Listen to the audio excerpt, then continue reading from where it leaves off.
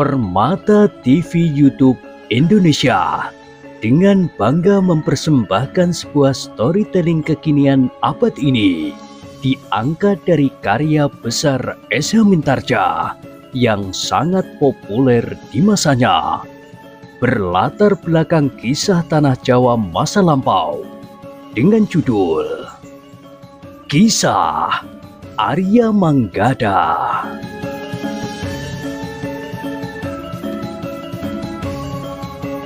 Pada kesempatan yang sangat baik ini, kita masuk pada episode yang ke-146. Selamat menikmati.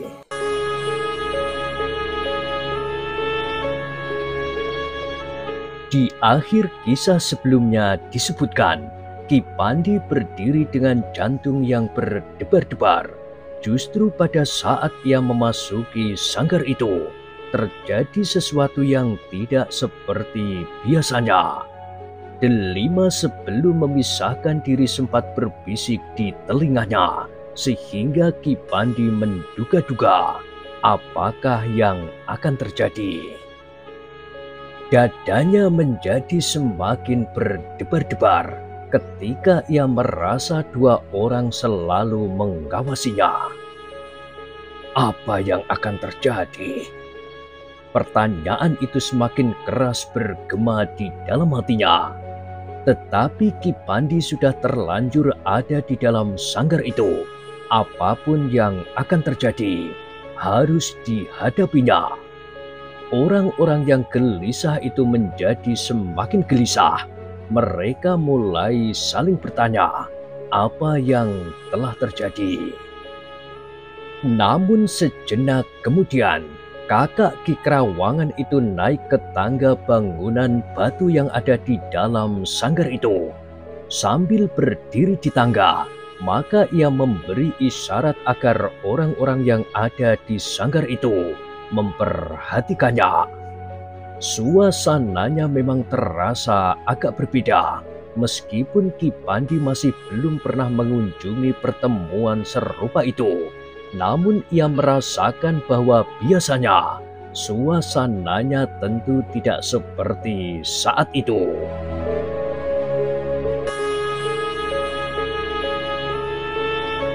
Demikian kakak Ki Krawangan itu mengangkat tangannya, maka suasana pun menjadi semakin hening. Orang-orang yang ada di sanggar itu berdiri tegak tanpa bergerak sama sekali, bahkan sampai ke ujung jari kakinya sekalipun. Kakak Ki Krawangan itu pun kemudian memandang berkeliling. Dengan lantang ia pun mulai berbicara. Saudara-saudaraku, aku agak terlambat mulai berbicara di hadapan saudara-saudaraku. Orang itu memandangi orang-orang yang ada di sanggar itu semakin tajam, seakan-akan ingin menilik langsung ke dalam hati mereka masing-masing.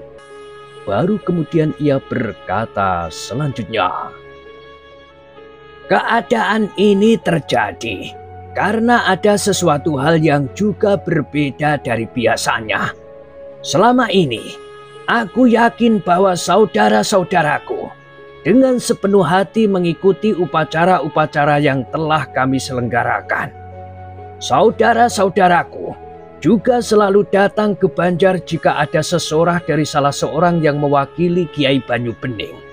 Yang bertugas di sini biasanya memang aku sendiri, tetapi dalam keadaan khusus memang dapat terjadi orang lain. Orang itu berhenti sejenak. Sementara Ki Pandi menjadi semakin berdebar-debar.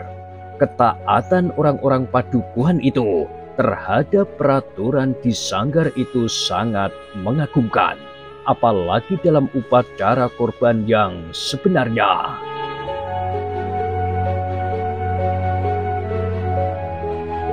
Dalam pada itu, kakak Ki Krawangan itu pun berkata pula, tetapi kali ini kita tidak saja menerima saudara-saudara kami dari padukuhan, Malam ini kita menerima seorang tamu yang ingin melihat dan mendengarkan sesorah yang diselenggarakan di dalam sanggar ini.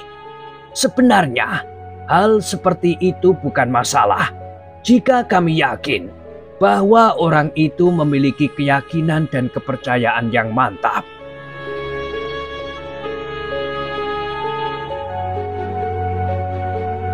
Jika saja orang-orang yang ada di sanggar itu tidak dilarang berbicara, maka mereka tentu akan saling bertanya, siapakah yang telah disebut sebagai seorang yang meragukan itu.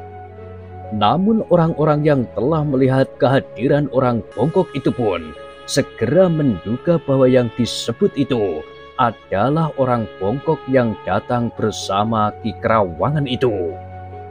Kakak Ki Krawangan yang berdiri di tangga bangunan tempat menyerahkan korban itu berkata selanjutnya, "Nah, aku persilahkan Kisanak yang baru datang itu bersedia untuk mendekat. Aku ingin berbicara dengan Kisanak." Ki Pandi menjadi semakin berdebar-debar, tetapi ia segera menyadari bahwa memang dirinya lah yang dimaksudkan. Sejenak Ki Pandi termangu-mangu, namun kemudian dua orang datang mendekatinya sambil memegangi kedua lengannya dari dua sisi. Maka orang itu telah menarik Ki Pandi maju ke depan menghadap kakak Ki Krawangan itu.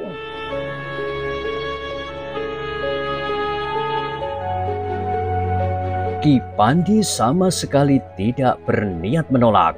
Ia pun menurut saja melangkah di antara orang-orang padukuhan yang kemudian menyibak. Delima yang melihat Ki Pandi dibawa oleh dua orang kawan pamannya itu ke depan menjadi gelisah, jantungnya berdetak semakin cepat. Ki Pandi memang tidak dapat mengelak. Ia pun berjalan di antara dua orang yang memegangi kedua lengannya. Semua mata memandang ke arahnya, seorang bongkok yang berjalan tertatih-tatih. Namun di wajahnya betapa orang bongkok itu menjadi sangat cemas. Delima menjadi semakin berdebar-debar, tetapi ia tidak dapat berbuat apa-apa. Rasa-rasanya ia ingin berteriak bahwa orang bongkok itu adalah sahabatnya. Ia bukan orang jahat. Tetapi jangankan berteriak, berbisik pun mereka dilarang. Sejenak kemudian, Ki Pandi diapit oleh dua orang laki-laki bertubuh tegap. Ki Pandi berdiri di hadapan kakak Ki Krawangan yang masih berada di tangga. "Siapa kau, bertanya kakak Ki Krawangan itu. Ki Pandi menjadi bimbang. Ia tahu bahwa tidak seorang pun boleh berbicara. Karena itu, ia menduga bahwa pertanyaan itu memang merupakan satu pancingan agar ia melanggar ketentuan yang berlaku di dalam sanggar itu. "Kau siapa, orang bongkok?" Kakak Ki Krawangan itu mulai membentak. Tetapi Ki Pandi masih belum menjawab. Sehingga kakak Ki Krawangan itu berteriak, "Hei, apakah kau tuli?" Ki Pandi mengerutkan dahinya, tetapi kemudian Ki Pandi memberi isyarat dengan gerak tangannya. Apakah ia dapat membuka mulutnya? Kakak Ki Krawangan itu termangu-mangu sejenak. Ia memang agak ragu, namun kemudian ia pun berkata, "Jawablah, kau telah mendapat izin untuk berbicara." Ki Pandi menarik nafas panjang. Dengan gagap ia pun berkata, "Aku ingin mendengarkan sesorah di sanggar ini. Selama ini aku tidak mempunyai pegangan hidup menghadapi hari-hari tua yang tidak dapat aku elakkan. Aku ingin mendapatkan ketenangan di hari-hariku yang terakhir. Karena itu, aku datang kemari. Jika di sini aku menemukan ketenangan, maka aku akan menyatakan diri dengan saudara-saudaraku di sini. Omong kosong, geram kakak Ki Kerawangan. Di hari-hari terakhir, daerah ini telah didatangi oleh orang-orang asing yang mengganggu ketenangan hidup kami. Di Padepokan, 2 orang yang mengaku pedagang telah merusak suasana kehidupan damai di Padepokan. Sekarang kau datang kemari dengan cara yang lain, tetapi kami yakin bahwa kedatanganmu ada hubungannya dengan kedatangan kedua pedagang itu. Aku tidak mengerti yang Kisana katakan itu, desis Ki Pandi. Aku adalah pengembara yang mengembara tanpa tujuan. Jika di sini aku mendapatkan kedamaian hati, maka pengembaraanku akan berakhir di sini. Aku akan tinggal di sini, meskipun aku harus menjadi budak dan bekerja apa saja. Kau tidak dapat membohongi kami, sebagaimana kedua orang yang mengaku pedagang itu. Ketika aku mendengar bahwa ada orang asing yang ingin ikut serta dalam kepercayaan kami, aku segera menjadi curiga. Justru baru saja 2 orang yang mengaku pedagang telah datang di Padepokan. Tetapi aku bukan pedagang. Baik, berkata kakak Ki Kerawangan.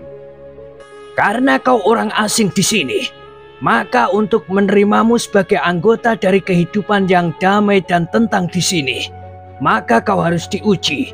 Besok malam kita akan berkumpul di sini seperti sekarang ini.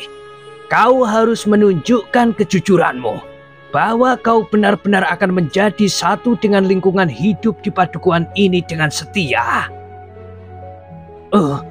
Apa yang harus aku lakukan? Bertanya Ki Pandi. Meskipun besok malam bulan belum penuh, tetapi kita akan menyerahkan korban. Kau yang harus mengumpulkan dahan-dahan kering besok siang. Kau yang harus mencari bahan persembahan. Kau pula yang harus membakarnya hidup-hidup di atas batu rias persembahan ini. Kerut kening Ki Pandi menjadi semakin dalam. Dengan suara yang bergetar, ia bertanya, kemana aku harus mencari bahan persembahan? Aku hanya seorang pengembara. Terserah kepadamu. Jika kau tidak mendapat seekor binatang, maka kau akan dianggap sebagai anggota yang paling terhormat jika kau dapat mempersembahkan yang lain. Maksud Kisanak? Bertanya Ki Pandi. Itu tergantung pada tingkat kesungguhanmu untuk bergabung dengan kami, jawab kakak Ki Kerawangan itu. Barangkali padi, jagung, atau buah-buahan? Bertanya Ki Pandi. Wajah kakak Ki Kerawangan itu menjadi tegang. Namun kemudian ia menjawab, sudah aku katakan, nilai persembahanmu akan berbanding lurus dengan nilai kesetiaanmu kepada kepercayaan ini. Kami akan menentukan apakah kau akan dapat diterima, dikukuhkan menjadi yang terbaik, atau justru kau akan kami lemparkan menjadi korban di atas batu alas persembahan kami itu. Sepercik cahaya memancar dari mata Ki Pandi, namun kemudian ia pun menunduk dalam-dalam. Sementara itu, kakak Ki Kerawangan pun berkata pula, hari ini tidak ada sesorah. Besok kita akan berkumpul lagi di sini. Kita akan menyaksikan persembahan apakah yang akan diserahkan oleh orang bongkok ini. Kita bersama-sama menilainya dan kita akan memutuskan apakah ia dapat diterima atau tidak.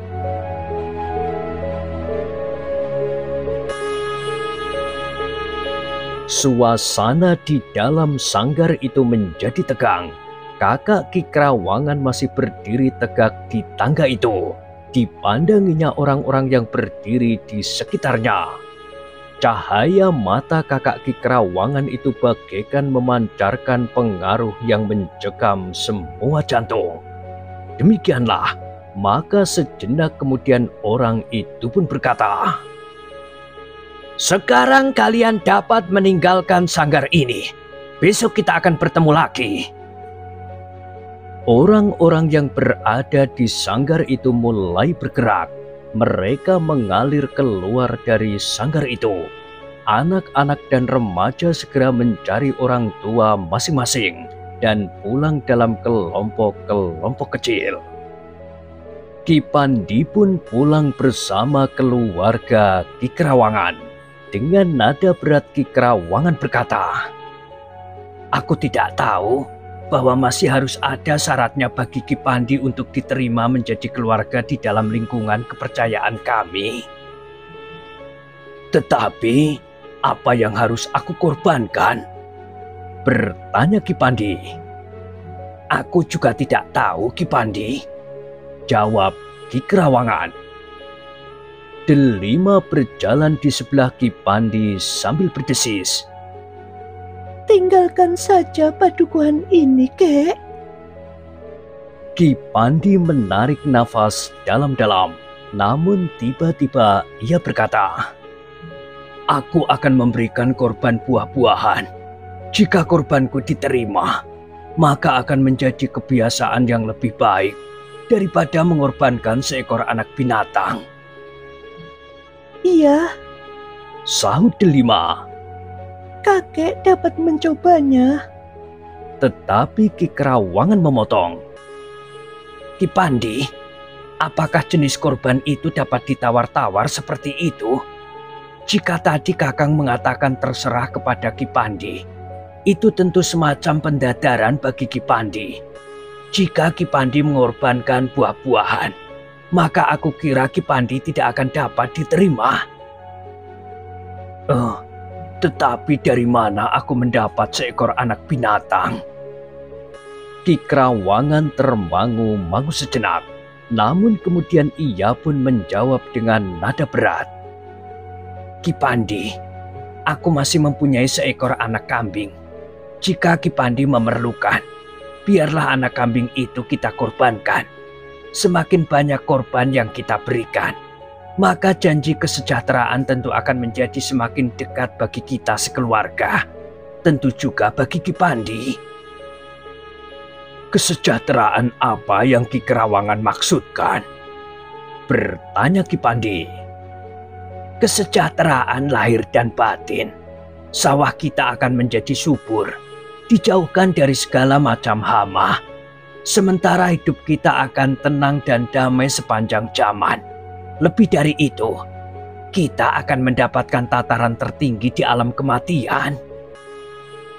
Ki Pandi mengangguk-angguk, sementara Ki Kerawangan berkata selanjutnya, "Karena itu, maka sejak sekarang sudah mulai dianjurkan, meskipun masih belum terjadi, untuk memberikan korban yang derajatnya lebih tinggi." "Apakah yang derajatnya lebih tinggi dari seekor binatang?" bertanya Ki Pandi. Ki Kerawangan terdiam sejenak. Sementara itu, kaki mereka melangkah terus mendekati rumah Ki Kerawangan. Beberapa orang berjalan lebih cepat dan mendahului Ki Kerawangan sekeluarga yang berjalan perlahan-lahan sambil berbincang.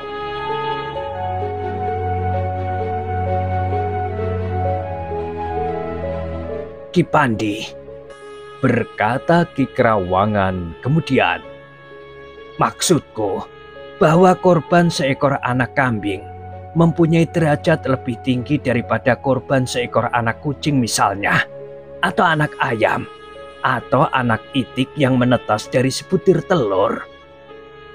Ki Pandi tidak segera menjawab, tetapi bulu-bulu tengkuk Delima meremang. Sambil menggeleng-gelengkan kepalanya, Delima menutup kedua telinganya dengan telapak tangannya. "Delima, kau kenapa?" bertanya ibunya. Delima tidak segera menjawab, namun ketika ibunya memegangi pundaknya, gadis itu menjawab dengan suara parau, "Malam ini terasa dingin sekali, Ibu." "Oh," ibunya berdesis. Tetapi Kenanga tiba-tiba berkata, Aku justru berkeringat, Kak Delima. Aku kira udara terasa panas. Tentu tidak. Angin yang basah membuat udara malam ini dingin sekali. Sudahlah, berkata ibunya. jangan bertengkar. Namun dalam pada itu, Ki Pandi itu pun kemudian berkata, biarlah aku mencoba untuk menyerahkan korban buah-buahan. Mudah-mudahan justru akan membuka kebiasaan baru yang lebih baik dari kepercayaan ini. Ki Krawangan masih saja ragu-ragu. Katanya, sebaiknya Ki Pandi jangan mencoba-coba. Besok merupakan hari pendadaran bagi Ki Pandi. Jika Ki Pandi dianggap melakukan kesalahan, maka akibatnya dapat menyulitkan Ki Pandi sendiri. Ki Pandi menarik nafas dalam-dalam. Katanya, tetapi aku akan berdoa semalam suntuk agar yang aku lakukan itu justru dapat diterima dengan baik. Ki Krawangan memang tidak menjawab lagi. Segala sesuatunya memang terserah kepada Ki Pandi itu. Tetapi ia sudah menawarkan sesuatu yang terbaik bagi Ki Pandi, seekor anak kambing. Malam itu Ki Pandi ternyata tidak bermalam di rumah Ki Krawangan. Meskipun Ki Krawangan mempersilahkan, Ki Pandi ternyata telah minta diri untuk memenuhi kewajibannya menyediakan korban yang akan dibakar esok malam. Tetapi malam itu, Ki Pandi telah menghubungi Ki Ajar Panguan dan orang-orang yang ada di rumah terpencil itu. Diberitahukannya apa yang telah terjadi. Lalu apa yang akan kau lakukan? Bertanya Ki Ajar Panguan dengan dahi yang berkerut. Aku akan membawa pisang setandan. Aku akan mengorbankan pisang itu jika diterima. Jika tidak, bertanya Ki Ajar, nasibku akan menjadi sangat buruk. Jawab Ki Pandi. Ki Ajar dan orang-orang lain yang mendengarnya tertawa. Ki Jogo Prono pun berdesis pula. Jangan merajuk begitu, Ki Pandi. Ki Pandi pun tertawa pula, sementara Manggada dengan ragu-ragu berkata, Ki Pandi, malam nanti aku akan berada di dekat sanggar itu. Aku akan mengikuti apa yang akan terjadi.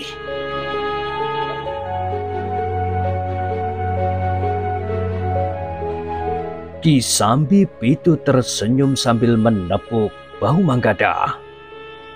Jangan cemas anak muda, kami semua juga akan berada di tempat itu. Kami tentu tidak akan sampai hati mendengar Ki Pandi merajuk dengan nada sedih bahwa nasibnya menjadi sangat buruk. Suara tertawa orang-orang tua itu menjadi semakin berkepanjangan. Bahkan Ki Pandi pun tidak dapat menahan tertawanya pula. Di hari berikutnya, menjelang tengah hari, Ki Pandi sudah berada di sanggar sambil membawa setandan pisang raja yang besar. Dengan ragu-ragu, ia memasuki sanggar yang kosong itu. Diletakkannya pisang itu di atas alas penyerahan korban. Namun Ki Pandi masih harus mencari kayu kering untuk menyalakan api saat korban diserahkan. Selagi Ki Pandi menyusun dahan dan ranting kayu kering yang dikumpulkannya, maka ia pun mendengar suara lembut mendekatinya. Kek, Terdengar suara delima. Ki Pandi berpaling. Dilihatnya delima yang ragu-ragu berdiri beberapa langkah di belakangnya. Nah, delima, berkata Ki Pandi, korbanku sudah siap. Tetapi wajah delima masih saja suram. Bahkan dengan nada dalam ia berkata, pamanku tadi menemui ayah, Kek. Oh, Ki Pandi mengangguk-angguk. Apa ada hubungannya dengan aku? Iya, Kek. Paman memperingatkan ayah agar ayah tidak berhubungan dengan kakek. Ki Pandi menarik nafas dalam-dalam, sementara Delima berkata selanjutnya. Ketika ayah mengatakan bahwa kakek akan ikut ke Sanggar, Paman tidak berkeberatan. Tetapi ternyata bahwa semalam Paman itu tidak sendiri. Mereka bersikap kasar kepada kakek. Menurut pendengaranku, orang-orang padepokan itu telah mencurigai semua orang yang dianggap asing, karena 2 orang yang datang ke padepokan telah mengacaukan ketenangan padepokan itu. Ki Pandi termangu-mangu, sementara Delima berkata selanjutnya. Paman baru tahu tentang 2 orang asing yang mengacaukan padepokan itu kemudian. Bahkan kemudian padepokan itu telah mengambil sikap khusus kepada kakek.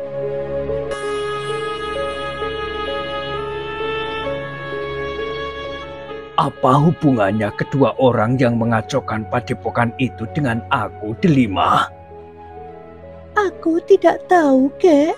Tetapi orang-orang padepokan itu menjadi semakin berhati-hati. Kedua orang asing yang datang di padepokan itu telah melukai beberapa orang padepokan. Bahkan ada yang parah. Kemudian aku menjadi sasaran dendam mereka. Entahlah, Kek. Tetapi sebaiknya kakek meninggalkan tempat ini. Nanti malam kakek tidak usah datang, karena kedatangan kakek akan dapat mencelakakan diri kakek sendiri. Ki Pandi tersenyum sambil melangkah mendekati Delima. Ditepuknya pundak Delima sambil berkata, "Terima kasih atas peringatanmu, Delima. Tetapi biarlah aku lebih banyak mengetahui tentang kepercayaan yang aneh ini. Jangan cemaskan aku." Tetapi Wajah Delima menjadi muram, sementara Ki Pandi berkata, "Aku akan berusaha menjaga diriku sendiri, Delima. Pulanglah dengan tenang." Delima termangu-mangu sejenak, namun kemudian Delima itu telah meninggalkan sanggar itu. Di pintu ia berpaling dan berhenti sejenak. Namun kemudian ia pun telah melangkah lagi meninggalkan Ki Pandi yang menyiapkan korban yang akan diserahkannya.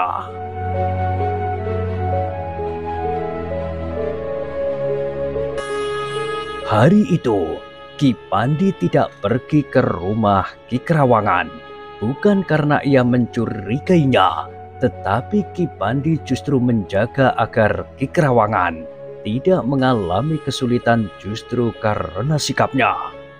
Sebenarnya lah bahwa di rumah Ki Kerawangan telah hadir 2 orang cantrik dari padepokan untuk mengawasi hubungan antara Ki Pandi dan Ki Kerawangan. Kakak Ki Kerawangan sendiri mencurigai seakan-akan ada hubungan khusus antara orang bongkok itu dengan Ki Kerawangan. Namun justru karena Ki Pandi tidak datang ke rumah Ki Kerawangan, maka kecurigaan itu pun menjadi berkurang. Mereka mempercayai cerita Ki Kerawangan bahwa orang bongkok itu datang ke rumahnya dalam keadaan kelaparan dan kehausan. Sesudah minum dan makan, orang itu pun telah pergi. Ia datang untuk bersama-sama pergi ke sanggar. Sesudah itu ia telah pergi lagi. "Baiklah," berkata salah seorang cantrik yang bertugas di rumah Ki Kerawangan itu. "Namun karena itu, maka Ki Kerawangan jangan berusaha membantunya jika padepokan mengambil sikap tertentu kepada orang bongkok itu." Ketika kemudian senja turun, maka seperti yang dikatakan oleh kakak Ki Kerawangan di sanggar semalam, bahwa malam itu orang-orang Padukuhan itu harus berkumpul kembali di sanggar. Ki Krawangan dan keluarganya memenuhi perintah itu. Malam itu juga mereka pergi ke sanggar itu. Namun di sepanjang jalan, Ki Krawangan dengan nada ragu berbicara pula tentang Ki Pandi. "Apakah orang bongkok itu meninggalkan Padukuhan?" desis Ki Krawangan. Tidak seorang pun yang menjawab. Namun kemudian dengan ragu-ragu pula, istri Ki Krawangan berkata hampir kepada diri sendiri, "Sebaiknya ia memang meninggalkan Padukuhan ini." Ki Krawangan terkejut mendengar kata-kata istrinya. Bahkan Ki Krawangan sendiri juga terkejut mendengar kata-katanya itu. Sedangkan Delima menjadi tegang. Hanya Kenanga yang tidak begitu memahami perasaan kedua orang tuanya dan kakaknya itu. Selama itu, tidak ada orang Padukuhan yang bersikap lain dari sikap-sikap orang Padepokan, termasuk kakak Ki Krawangan. Jika orang-orang Padepokan menghendaki orang bongkok itu datang dengan persembahan korban, maka yang lain harus bersikap demikian pula. Karena itu, sikap Nyi Krawangan terasa menjadi asing. Seakan-akan Nyi Krawangan itu berusaha untuk melindungi orang bongkok yang justru sedang dicurigai itu. Namun kemudian Ki Krawangan sendiri berdesis, "Iya, memang sebaiknya orang bongkok itu meninggalkan Padukuhan ini. Betapapun ia ingin mencari kedamaian hati. Tetapi pada saat kakinya mulai melangkah masuk, ia sudah terantuk batu." Delima menarik nafas dalam-dalam. Ternyata sikap batinnya tidak berbeda dengan sikap batin ayah dan ibunya. Meskipun dengan demikian, ia menjadi berbeda dengan sikap orang-orang Padukuhan itu yang tentu ingin melihat apa yang akan dibawa Ki Pandi ke sanggar itu. Bagaimana pula keputusan orang-orang Padepokan tentang korban yang akan dipersembahkan oleh orang bongkok itu? Namun demikian orang-orang Padukuhan itu memasuki sanggar, maka mereka pun segera dicekam oleh suasana yang tegang. Demikian mereka melihat setandan pisang yang diletakkan di atas seonggok kayu kering di atas batu persembahan. Maka mereka pun segera menduga bahwa sesuatu akan terjadi di sanggar itu. Ketika Ki Krawangan dan keluarganya memasuki sanggar, mereka melihat Ki Pandi berdiri diapit oleh dua orang cantrik dari Padepokan. Sedangkan kakak Ki Krawangan rasa-rasanya tidak sabar menunggu orang-orang Padukuhan itu berkumpul. Namun akhirnya, orang-orang Padukuhan itu sudah berdiri pada deret-deret sebagaimana biasanya. Delima benar-benar gelisah melihat Ki Pandi yang nampaknya sudah tidak berdaya lagi untuk menyelamatkan diri.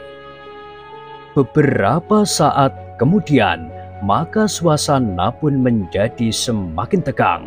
Kakak Ki Krawangan sudah berdiri di tangga bangunan batu alas meletakkan korban itu. Orang-orang Padukuhan yang berdiri dalam deretan-deretan itu pun menjadi semakin tegang. Tidak seorang pun yang bergerak, bahkan mata mereka pun seakan-akan tidak berkedip lagi.